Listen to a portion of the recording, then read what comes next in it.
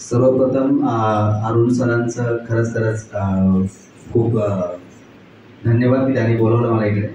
आणि खूप भरपूर सारे प्रोग्राम करत असतो तो मेहनती अतिशय मेहनती आहे भरपूर मेहनत सगळ्यांना परिचय असेलच सुद्धा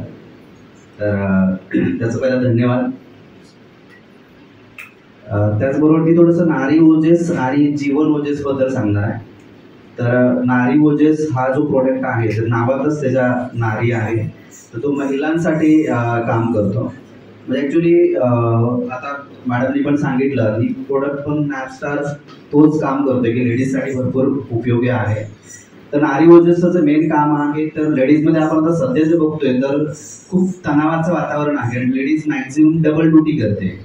म्हणजे आपण बघितलं की 10 पैकी 8 लेडीज असे असतात त्या घरात पण काम करतात परत जॉब पण करतात तर थोडंसं स्ट्रेसवाला आहे आणि खूप असं काय घरामध्ये योगा करणं एक्सरसाइज करणं असं काहीच होत नाही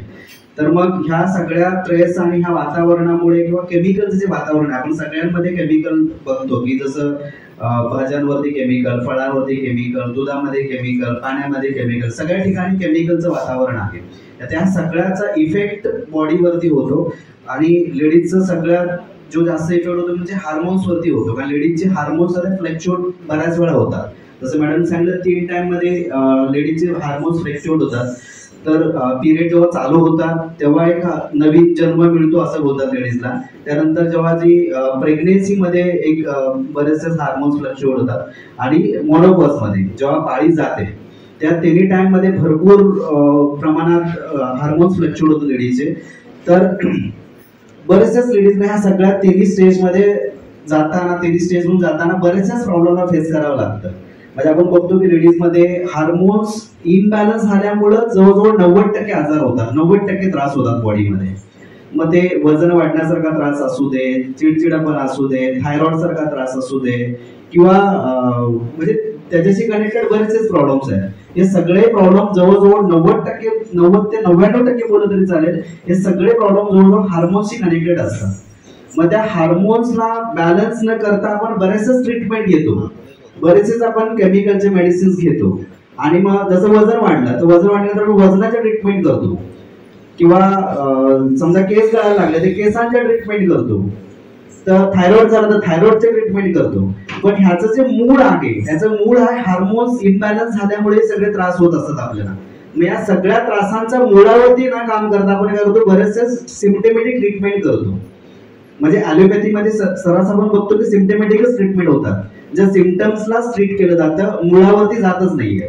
मग ह्या सगळ्याचं जे मूळ आहे कारण आपण बघतो की 10 पैकी जवळ 8 लेडीजना सध्या प्रॉब्लेम चालू असतात पिरियड्स मध्ये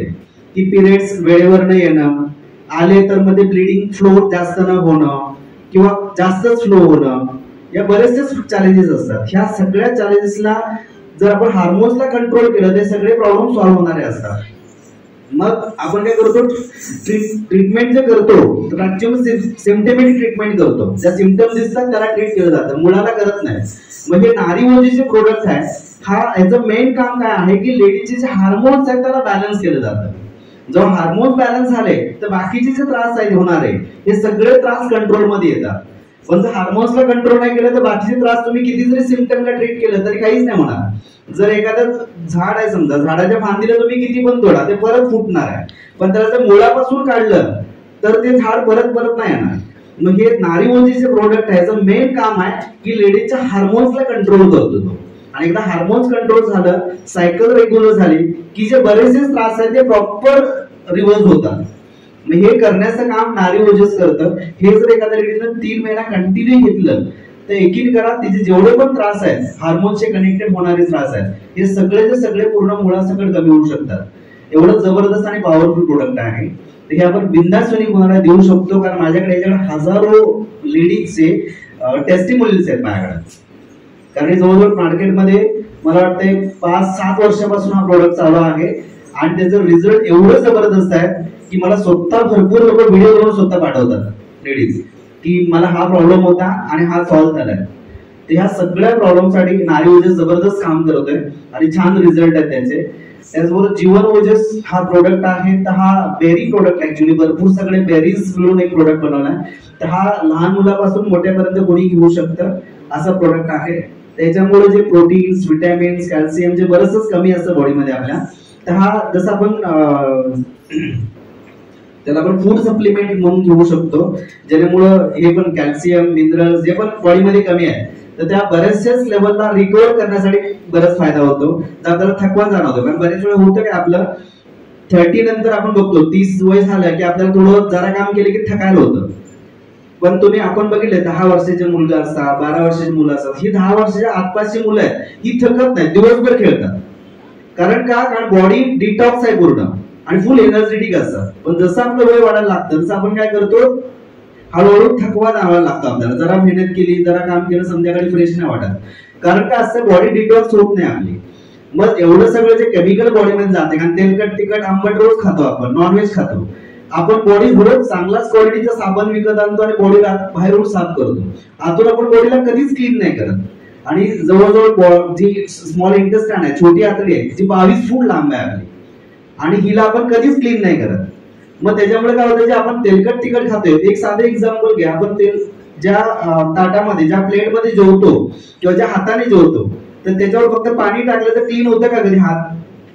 कधीच क्लीन नाही होत. कधी प्लेटवरती पाणी टाकलं कधीच क्लीन नाही होत. त्याला आपल्याला लिक्विड टाकावं लागतं, हँडवॉशने हात धुवायला लागतो किंवा साबणाने धुवायला लागतो, ते क्लीन होतं तेलकट. पण मला सांगा, आपण हेच अन्न रोज पोटात टाकतोय, जे 22 फूट इंटेस्टाइन मधून, 22 फूट आतड्यांमधून जेव्हा ते ट्रॅव्हल करेल तेव्हा चिपकेल की नाही चिपकेल आतमध्ये? ऑब्व्हियसली ते चिपकणार आहे. मग हळूहळू आपण तेलकट तिखट रोज खातो, कंटिन्यू खातो, क्लिन्झिंग प्रोसेस काहीच नाही करत आहे, डिटॉक्सिफिकेशन काहीच करत नाही. मग हळूहळू काय होतं, जे आपण खातोय तर स्मॉल इंटेस्टाइन मध्ये डायजेस्ट होणार आहे. मग तुम्ही खूप चांगल्या क्वालिटीचं जेवण खातोय तरी पण कॅल्शियम कमी पडतं, खूप चांगल्या क्वालिटीचं जेवण खाल्लं तरी पण प्रोटीन कमी आहे, खूप चांगल्या क्वालिटीचं जेवण जेवतोय तरी एनर्जी कमी पडायला लागली. कारण आपण जे खातोय ना ते पचत नाहीच आहे. कारण ते जे स्मॉल इंटेस्टाइन आहे, छोटी आतडी आहे, त्याच्यावर जे पोर्स आहेत